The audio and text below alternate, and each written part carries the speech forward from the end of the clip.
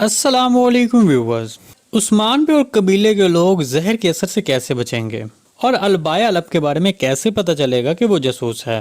तो चलें आज हम आपको इन आम सवालों के मुख्तसर से जवाब देते हैं। देखें, ओलोगान का मकसद काय कबीले को अपना मातहत बनाना है, जो कि वो उस्मान बे के होते हुए ये नहीं कर सकता है। अगर उस्मान बे भी नहीं रहते तो फिर ओरहान बे कबीले का सरदार बनेगा और इस तरह उस्मान बे का मकसद तो फिर भी आगे बढ़ता रहेगा। ताहम इसी वजह से ओलोगान कबीले का सरदार अपनी मर्जी से बनाना चाहता है और इसके जरिए काय कबीले को अपना मातहत करेगा। इसलिए वो यहाँ आने से पहले ही काय कबीले की कमजोरी को जान गया था और सुंगर तुकिन के पोते यानी अलबाय को कबीले का नया सरदार बनाने की लालच देकर अपने साथ शामिल किए हुए था। अगर आपको याद हो और अगर आप हमारा तजिया हर रोज सुनते हैं तो फिर मैंने ये बात पहले ही आपको बता दी थी कि अलबाय की उस्मान बे से नफरत की वजह यही होगी कि उस्मान बे ने सुंगर तुकिन की औलाद को कैसे नजरअंदाज किया है और अब अलबाय सरदार बनने का ख्वाहिशमंद होगा।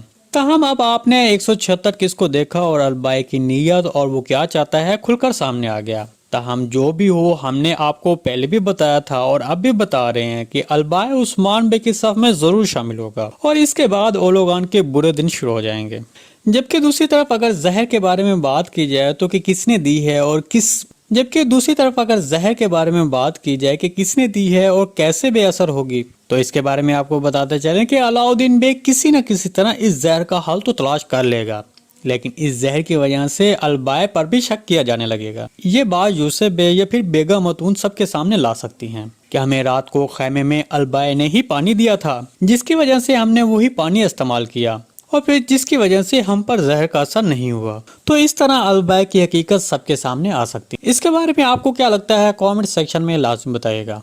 जी दोस्तों, आज की वीडियो बस यहीं तक थी। उम्मीद है आपको पसंद आई होगी। अगर हमारी वीडियो आप तक बर वक्त नहीं पहुंच रही तो हमारे चैनल को सब्सक्राइब कर लें और बेल आइकन लाजमी प्रेस कर लें ताकि हर आने वाली नई वीडियो की नोटिफिकेशन आप तक बर वक्त पहुंचता रहे। वीडियो अच्छी लगी तो इसको लाइक शेयर कर दें। मिलते हैं किसी नई वीडियो के साथ, तब तक के लिए अल्लाह हाफिज।